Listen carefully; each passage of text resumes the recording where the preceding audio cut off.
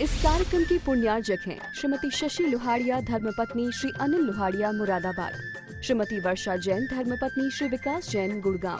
श्रीमती उमा जैन, धर्मपत्नी श्री योगेश जैन, गुड़गांव। राजकुमार जैन, मधु जैन, मनोज जैन, रूबी जैन, अजय जैन, पायल जैन, अक्षत जैन, अर्पण जैन, प्रेरणा जैन व आन्या जैन। श्रीमती रीटा जैन, धर्मपत्नी श्री नरेश जैन, चंदरनगर, अजमेर। परम पूज्य वात्सल्य मूर्ति जिन्हें धर्म प्रभाविका आरिका रत्न 105 सृष्टि भूषण माता जी की मंगल प्रेरणा एवं आशीर्वाद से तीर्थराज श्री सम्मेद शिखर जी ने चतुर्विध संघ की आहार विहार, पिच्छी, कमंडल, वस्त्र एवं शास्त्र इत्यादि की व्यवस्था विगत कई वर्षों से सुचारू रूप से की जा रही है। इस पुनीत कार्य से जुड़कर आप भी घर बैठे धर्म लाभ उठा सकते हैं। सामान्य सदस्यता 21,000 रूपए मात्र, सदस्यता 10 वर्ष के लिए 11,000 रूपए मात्र, एक दिन की आहार व्यवस्था 2100 रूपए मात्र।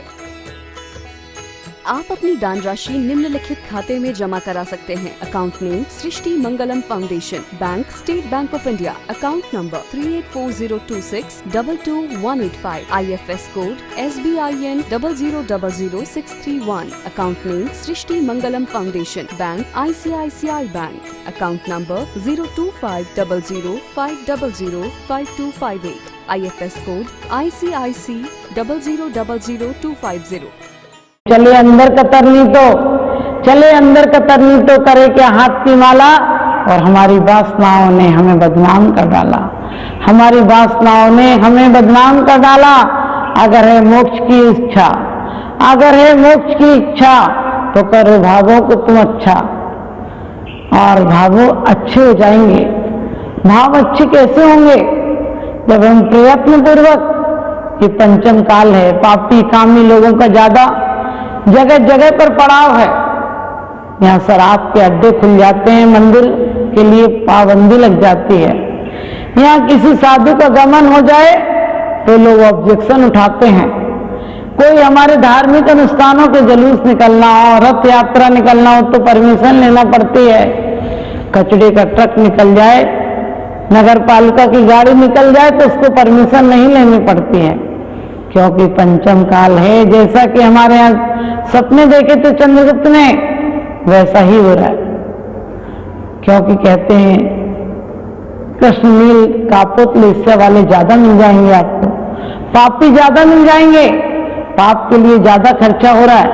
आदमी यदि धर्म भी कर रहा है, कुछ लगता भी है कि दान पूजन कर रहा है, तो वो दान पूजन इसलिए नहीं कर रहा है कि उसके आत्म परिणामों का विकास हो जाए, वो भी अपना इंतजाम कर रहा है दूसरे वक्त का।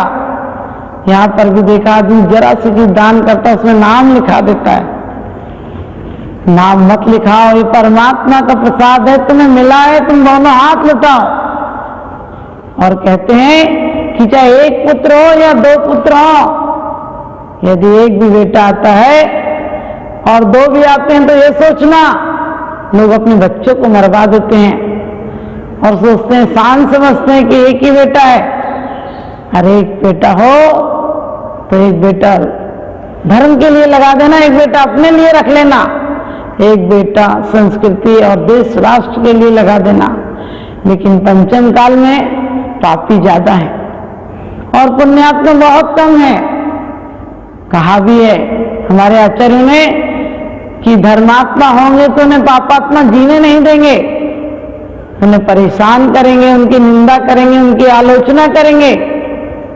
एक बार द्वारका में पांडवों का जाना हुआ, उन्होंने कृष्ण से कहा कि आप भी मेरे यहाँ तीर्थ में, हम लोग तीर्थ यात्रा को चल रहे हैं, आप भी चलिए। तो कृष्ण जी कहते हैं हम तीर्थ को नहीं जाएंगे, क्योंकि हमारे यहाँ तो साक्षात तीर्थ आया हुआ है। मुनि आए हुए थे, उन्होंने कहा साक्षात तीर्थ आया है, इन्हीं के द्वारा तो तीर्थ बनते हैं, इनके कदम जब आगे बढ़ते हैं तो तीर्थों का निर्माण होता है। जब धर्मात्मा के कदम आगे बढ़ते हैं तो जहां जाते हैं वहीं पर सुकाल हो जाता है, लोगों के मन बदल जाते हैं, लोगों के भाव बदल जाते हैं, तिर्यंच भी अपने परिणामों को बदलकर स्वर्ग चले जाते हैं। हमने कितनी जगह पढ़ा है कि जानवरों को भी मंत्र दिए गए, नमोकार मंत्र दिए गए। हम पढ़ते हुए किए नाग नागिन धो लोक स्वामी, हरो मान्य तू दैत्य को हो अकामी, कि भगवान ने एक बार राज्य अवस्था में भी नमोकार मंत्र सुनाया, किसको अब जलों को सुनाया। कितना संक्लेश होगा सोचिए, जलने की कितनी पीड़ा होती है, लेकिन उन्हें भी सुनाया तो उनका भी कल्याण हो गया। हम अपने बच्चों को भी नमोकार नहीं सिखाते हैं। आज महिलाएं पिक्चर के गाने सिखा देंगी, गलत बातें सिखा देंगी, किसी की उपेक्षाएं करना सिखा देंगी, लेकिन धर्म की बातें किसी से पूछो कि कोई भजन सुनाओ, बोले कौन सा सुनाए। एक महिला हमारे पास आई, हमने उसके बच्चे से कहा तुम भजन सुनाओ। महिला बोली सुना दे सुना दे। मैंने सोचा बहुत सारे भजन आते होंगे, मैंने बोला पिक्चर के गाने में सुनाना, तो महिला बोली और कौन सा सुनाएगी। आप समझ गए, आज माँ को भी इतना पता नहीं कि कौन से भजन होते हैं, कौन से गाने होते हैं, क्योंकि फूलों से भरे गुलशन वीरान हो गए, फूलों से भरे गुलशन वीरान हो गए, अश्लील उपन्यास अब पुराण हो गए। देव सास गुरु के पास नई पीढ़ी का मन नहीं लगता, क्योंकि उनके लिए तो फिल्मी एक्टर के भगवान हो गए। आज संत साधुओं का पता आदमी रखे या नहीं रखे, कोई भी चरित्रहीन कहना चाहिए। फिल्मी एक्टर आ जाए तो उसके पीछे लोग पागलों की तरह भागते हैं, उसको देखने के लिए मंदिरों से ज्यादा भीड़ लग जाती है, वहां लोग टिकट देकर भी जाना पसंद करते हैं। ये पंचम काल का प्रभाव है कि लोग पुण्य में कम, पाप में ज्यादा इंटरेस्ट लेते हैं। पुण्यात्मा कम दिखाई देते हैं और दिखाई भी देते हैं तो लोगों का उत्साह नहीं बढ़ता है। अपना अपना थर्मामीटर लगा लेना कि तुम पुण्यात्मा हो या पापात्मा हो। तुम्हें देव सास गुरु को देखकर ये भावना है कि हम कैसे भी हो, जितना समय हो हम इसमें अशुभ लेस्याओं में नहीं गुजारेंगे, निंदा चुगली में नहीं गुजारेंगे, और हम आर्त रौद्र परिणामों में नहीं गुजारेंगे, क्योंकि पंचम काल में ये सब परिणाम ज्यादा देखने में आता है। जरा से झगड़ा हो हम उसे बढ़ा देते हैं। हम चाहें तो उसे धर्म ध्यान में भी परिवर्तित कर सकते हैं, चाहे तो रौद्र ध्यान में भी परिवर्तित कर सकते हैं। और रौद्र ध्यान में परिवर्तित करेंगे तो नियम से नरक गति चले जाएंगे। आर्त ध्यान वाला भी सुकोसल आदि की माताओं का पढ़ते हैं कि एक बार आर्त ध्यान से मरी, बेटी का वियोग हो गया, पति चला गया। कैसी निशाएं होती हैं, कैसे अशुभ परिणाम होते हैं। राजा स्वयं का पति जिसको पूछती थी रोज, जिसके पैर छूकर अपने आप को धन्य मानती थी, जिसके साथ जीवन मरण का वादा कर रखा था, और उस पति को धर्म के मार्ग पर चला गया, और सिर्फ मोह के कारण कि बेटा भी न चला जाए और एक बार कीर्ति धर्मिंदा आ जाए। तो ऊपर बैठी देख के बेटा पूछता है कि क्या है, कौन है महाराज, ये कौन है। वो कहती है ऐसे ही है तो, और सैनिकों को पहले ही आदेश दे रखा था कि इन्हें नहीं आना चाहिए। आप सोच सकते हैं, जिसके आने पर सलामी ठोकी जाती थी, जिसके आने पर अभिवादन किया जाता था, जिसके आने पर आरती उतारी जाती थी, कि स्वार्थ और मोह ऐसा होता है, किसी के आने पर मनाही हो गई। लेकिन सच्चाई छुप नहीं सकती बनावट के उसूलों से, और खुशबू आ नहीं सकती कभी कागज के फूलों से। मुनराज की शांत प्रशांत मुद्रा अपने आप में एक दर्पण होती है, जो आप कहकर नहीं सुधार सकते हैं, वो आप देखकर शिक्षा ले सकते हैं। बेटे को माँ कहती है कि ऐसे ही लोग हैं, इन लोगों ने बेकार चले आते हैं। बेटा कहता है कि माँ ना तो ये पागल नजर आते हैं, ना कोई उदंड व्यक्ति है, कैसी शांत मुद्रा भगवान की तरह चले आ रहे हैं। और अचानक माँ नीचे जाती है कि कहीं अंदर ना आ जाए, नहीं तो मेरा बेटा बैरागी हो जाएगा। दासी की आंखों से आंसू निकल जाते हैं। जरा भी आपके अंदर धर्म है तो आप धर्मात्माओं की अवहेलना नहीं देख सकते हैं। अंदाज लगा लेना, यदि तुम्हारे अंदर धर्म की शुरुआत है तो तुम्हें कहीं भी धर्म और धर्मात्माओं का अपमान होगा तो आपको अपना अपमान लगेगा। और दासी रोने लगती है। वो पुत्र पूछता है कि क्या हुआ माँ, दासी माँ आप क्यों रो रही हैं। वो बताती है कि कोई पागल नहीं, कोई उदंड नहीं, तुम्हारे पिताजी हैं, यहाँ के राजा हैं, जितनी व्यवस्थाएं की इन्होंने की आज तुम्हारी माँ ने इनके आने पर मनाही कर दी, इसलिए सैनिक इन्हें रोक रहे हैं। और आप देखना कि एक जरा सा दिशाबोध मिलता है और बेटा भी उस पथ पर चल पड़ता है। लेकिन मोह की लीला कैसी है? वही माँ जिस बेटे के लिए रो रो कर मर गई, दूसरे जन्म में उसी बेटे के भक्षण कर लेती है, उसी बेटे को खा लेती है। क्योंकि पता नहीं दुनिया में कौन कब किसका शत्रु और मित्र हो जाता है। इसीलिए हमारे आचार्यों ने कहा कि निशाओं को शुभ रखना, परिणामों को शुभ रखना, प्रत्येक क्षण सोचना, प्रत्येक क्षण हमारा पूजा हो जाए, प्रत्येक क्षण की क्रियाएं हमारी धर्म ध्यान हो जाए। और कभी कभी होता है कि मंदिर में बैठे माला फेरते हैं आदमी और अंदर दुकान चल रही होती है। एक फकीर के बारे में आता है कि एक व्यक्ति ने एक फकीर से कहा कि मेरी पत्नी बड़ी बेकार है, मंदिर नहीं आती है, आपके पास बोलता हूं तो आपके पास भी नहीं आती है। आप कम से कम ऐसा करें कि एक दिन आप मेरे घर पर ही आ जाएं और उसे दर्शन दें ताकि उसका कल्याण हो जाए। एक दिन फकीर सुबह सुबह आया और आते ही पत्नी दिखी बाहर, तो उसने पूछा तुम्हारे पति कहाँ हैं? तो बोली चप्पल की दुकान पर है। संत ने कहा अभी तो दुकान भी नहीं खुली है, बाजार नहीं खुला, कैसे दुकान पर है? और वो अंदर से आया पति उठकर और बोला देखो मैं कहता हूं ना कि बहुत पापी में बैठकर माला फेर रहा हूं। आप देख रहे हैं, आपको भी आवाज आ रही होगी बाहर तक मेरी मालाओं की आवाज। मैं भगवान का नाम ले रहा हूं, राम का नाम ले रहा हूं, और ये ऐसी पापनी है कि मुझे कह रही कि मैं चप्पल की दुकान पर बैठा हूं। संत ने कहा तुम इसके साथ ऐसा क्यों करती हो?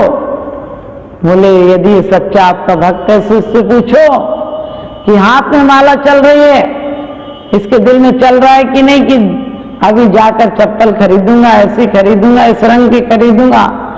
यदि और वो शर्मिंदा हो गया पति, कहने लगे मन में तो यही चल रहा था। तो बोली मैंने यही तो कहा था। फकीर बोला तुमने कैसे पहचान लिया कि इसके अंदर ऐसे भाव चल रहे थे? तो महिला बोली कि रात को ये सोते सोते कह रहे थे कि कल सुबह उठते ही चप्पल खरीदूंगा, ऐसा खरीदूंगा, ऐसी खरीदूंगा। तो मैं समझ गई कि सुबह सुबह माला में कहाँ इनके भाव लग रहे होंगे, इनके भाव तो चप्पल में लग रहे होंगे। इसी प्रकार से आप अपने परिणामों को देखना। मंदिर में बैठकर भी किसी के नीचा दिखाने के भाव तो नहीं। आदमी किसी की बुराई इसलिए करता है कि उसकी सूरत उसे बहुत अच्छी नजर आए, उसकी शक्ल उसे बहुत अच्छी दिखे। लेकिन हमारे आचार्य कहते हैं कि किसी को मत देखना, एक बार अपने आप को देख लेना, उसके बाद दुनिया तुम्हें बहुत अच्छी नजर आएगी। एक बार अपने आप को देख लोगे, आदमी किसी की ऐब क्यों देखता है? इसलिए देखता है कि उसे लगता है दूसरे इतने सारे गलत हैं तो हम गलत हैं तो क्या बात है। लेकिन हमें ऐसा नहीं करना है। हम गलत लोगों को देखकर भी अपने आप को आचरण अच्छा बनाना है। तो संत जहां होते हैं वहां अपने आप तीर्थ हो जाते हैं। पांडवों ने कृष्ण से कहा कि तुम चलो हमारे साथ। कृष्ण जी कहते हैं हमारे यहाँ साक्षात तीर्थ आए हुए हैं, यही तो तीर्थंकर बनेंगे आगे, इनका ही तो विकास करके ये चरम लक्ष्य को प्राप्त करेंगे। क्योंकि त्यागी जहां आता है वो तीर्थ हो जाता है, और जहां से जाता है वो निर्वाण स्थल हो जाता है। रागी आता है तो संसान पैदा कर जाता है। रागी आता है तो 10 दिन मंदिर में द्रव्य नहीं चढ़ती है, और जाता है तो 13 दिन नहीं चढ़ती है। और जिन निर्वाण कल्याणक होता है जब, तो निर्वाण की भी पूजा होती है। क्योंकि दुनिया में आना बहुत आसान है, लेकिन दुनिया से अपने अच्छे कर्म करके अपने आत्मा को उत्थान की तरफ ले जाना बहुत कठिन है, और उसी का पुरुषार्थ करना है। तो कहते हैं, कृष्ण जी कहते कोई बात नहीं, तुम आज द्वारका घूम कर तो आओ। और वो द्वारका घूमने के लिए जाते हैं, और द्वारका जब घूमने के लिए जाते हैं तो देखते हैं उन्होंने तो बड़ी अजीब चीज देखी कि एक गाय अपने बच्चे को प्यार कर रही है, चाट रही है, और इतना चाट रही है, चाटते चाटते बच्चा लहूलुहान हो गया, फिर भी माँ चाटती जा रही है। वो तो घबरा गई, कैसी माँ है, गाय है कि हत्यारन है, अपने बच्चे को चाटती जा रही है, बच्चा लहूलुहान हो गया। वो तो घबरा के थोड़े आगे गए तो और आगे और अजीब चीज देखी। देखा कि सरोवर में पानी कभी भी सूखता है तो किनारे से सूखता है, वहां तो बीच में सरोवर सूखा पड़ा है। और आगे गए तो देखा कि वहां पर थोड़ी सी मछलियां हैं और उन्हें बगले चौंट चौंट कर खा रहे हैं। वो तो घबरा गए कि क्या बात है, यहाँ तो पानी तो है नहीं, थोड़ा सा पानी है, उसमें भी लोग मछलियों को बगले खा रहे हैं। और आगे गए तो देखा कि एक बहुत विशाल काय पत्थर गिरा। बहुत बड़े विशाल काय पत्थर ने घर मकान महल सब ध्वस्त कर दिए। लेकिन सबसे आश्चर्य तो जब हुआ, जिसे बड़ी बड़ी चट्टान नहीं रोक पाई इस विशाल खंड को, पाषाण के खंड को, और बड़े बड़े मकान जिसने ढा दिए थे, वो एक छोटी सी घास की कौपल पर आकर टिक गया। वो तो घबरा कर आए कृष्ण जी के पास और कहने लगे, अरे हमने तो आपकी द्वारिका में अजीब अजीब चीजें देखी हैं। एक गाय अपने बछड़े को चाट रही थी और चाटते चाटते लहूलुहान हो गया बछड़ा। ये क्या चीज का प्रतीक है, कैसा देखा है? उन्होंने कहा पंचम काल का प्रतीक है। पंचम काल की माताएं भी अपने बच्चों को इतना प्यार देंगी, इतना प्यार देंगी, इतना प्यार देंगी कि उनका भविष्य और वर्तमान दोनों खतरे में डाल देंगे। इस कार्यक्रम के पुण्यार्जक हैं श्री अल्पेश विनोद गांधी, श्रीमती पायल गांधी, रिया गांधी, सिमोनी गांधी, मुंबई महाराष्ट्र। श्री आजाद जैन 9/70 आर्यनगर कानपुर उत्तर प्रदेश। श्री मुकेश जैन, श्रीमती सोनिया जैन, जयपुर राजस्थान। श्री सुरेंद्र जैन पुत्र स्वर्गीय श्री ओम प्रकाश जैन, खेत वाले परिवार, प्रधान दिगंबर जैन समाज, गन्नौर हरियाणा। भगवान आदिनाथ दिगंबर जैन मंडल, डोंबिवली महाराष्ट्र। परम पूज्य वात्सल्य मूर्ति जिन्हें धर्म प्रभाविका आरिका रत्न 105 सृष्टि भूषण माता जी की मंगल प्रेरणा एवं आशीर्वाद से तीर्थराज श्री सम्मेद शिखर जी में चतुर्विध संघ की आहार विहार, पिच्छी, कमंडल, वस्त्र एवं शास्त्र इत्यादि की व्यवस्था विगत कई वर्षों से सुचारू रूप से की जा रही है। इस पुनीत कार्य से जुड़कर आप भी घर बैठे धर्म लाभ उठा सकते हैं। सामान्य सदस्यता 21,000 रूपए मात्र, सदस्यता 10 वर्ष के लिए 11,000 रूपए मात्र, एक दिन की आहार व्यवस्था 2100 रूपए मात्र।